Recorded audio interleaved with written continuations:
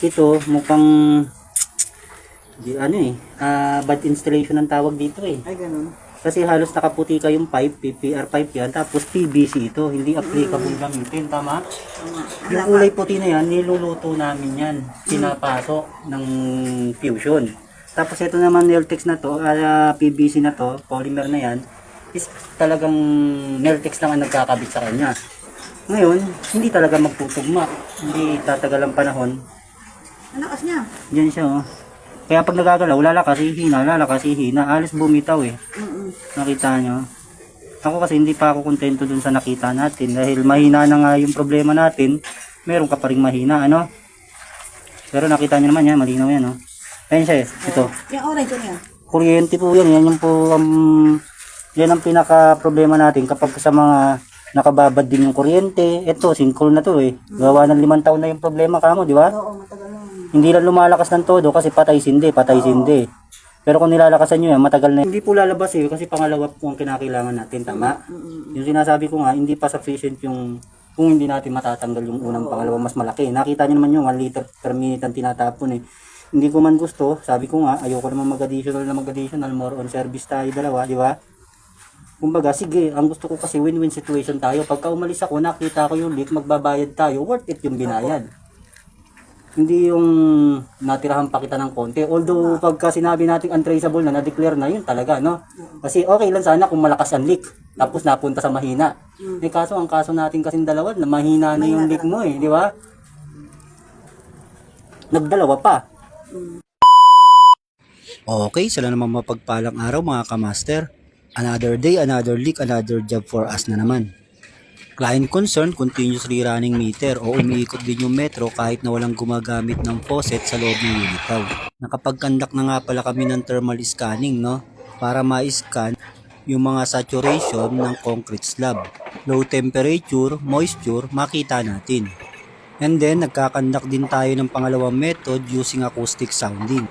Ma-confirm kung nandun talaga yung leak niya, no? Sa pamamagitan ng hisses, gurgles na gene-generate ng leak. May result na rin naman tayo regarding sa leak test and tracing. Dalawa nga pala ang naging leak niya, no? Isa dito sa malapit sa metro at isa sa loob ng bahay. Inuna lang natin gawin tong nasa metro para hindi na makakompromise o makagulo doon sa pangalawang leak natin. And then balikan na lang natin yan mamaya. Inuumpisahan na nga rin palang hukayin yung pangalawang leak marks. Gawa ng dalawa ang naging leak niya. Okay. Ayun siya, maliit lang talaga. Nakalubog din sa tubig.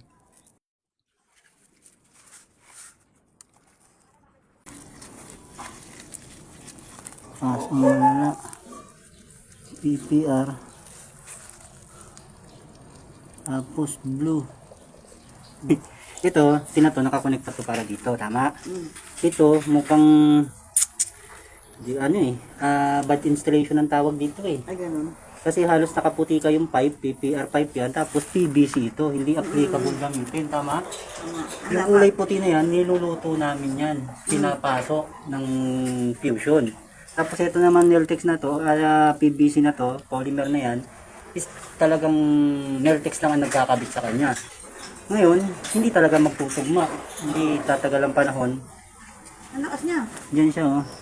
Kaya pag nagagalaw, lalakas, hihina, alis bumitaw eh. Nakita nyo? Ako kasi hindi pa ako kontento dun sa nakita natin dahil mahina na nga yung problema natin, meron ka pa rin mahina, ano? Pero nakita nyo naman yan, malinaw yan oh. Ayan siya eh, ito. Yung orange niya. Kuryente po yan, yan yung po, yan ang pinaka problema natin kapag sa mga nakababad din yung kuryente. Ito, sinkhole na to eh. Gawa ng 5 taon na yung problema kamo, di ba? Oo, matagal na. Hindi lang lumalakas ng todo kasi patay sindi. Pero kung nilalakasan nyo yan, matagal na yan, ano, andyan eh. Hindi dito sa ilalim yung pinakalit niya. Hindi narinig mo. Sinauna limang ito narinig. Hindi po lalabas eh kasi pangalawa po ang kinakailangan natin, tama? Yung sinasabi ko nga, hindi pa sufficient yung kung hindi natin matatanggal yung unang pangalawa mas malaki. Nakita nyo naman yung 1 liter per minute ang tinatapon eh. Hindi ko man gusto, sabi ko nga, ayoko naman mag-additional, more on service tayo dalawa, di ba? Kumbaga, sige, ang gusto ko kasi win-win situation tayo. Pagka umalis ako, nakita ko yung leak, magbabayad tayo, worth it yung binayad. Hindi yung natirahan pa kita ng konti. Although, pagka sinabi natin untraceable na, na-declare na yun talaga, no? Kasi okay lang sana kung malakas ang leak, tapos napunta sa mahina. Eh kaso, ang kaso natin kasing dalawa, na mahina na yung leak mo eh, di ba? Nagdalawa pa.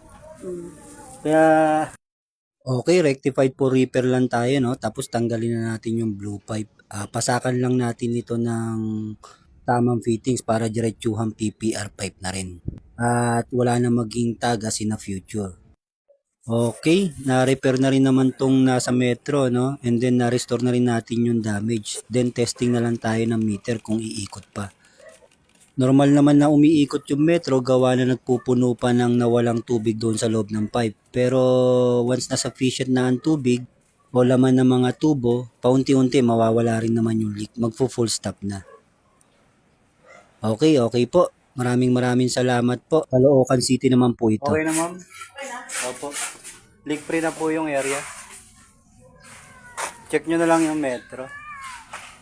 Ay, thank you. Stop na. Stop na yan. Opo. Video nyo po. This is how legends are made.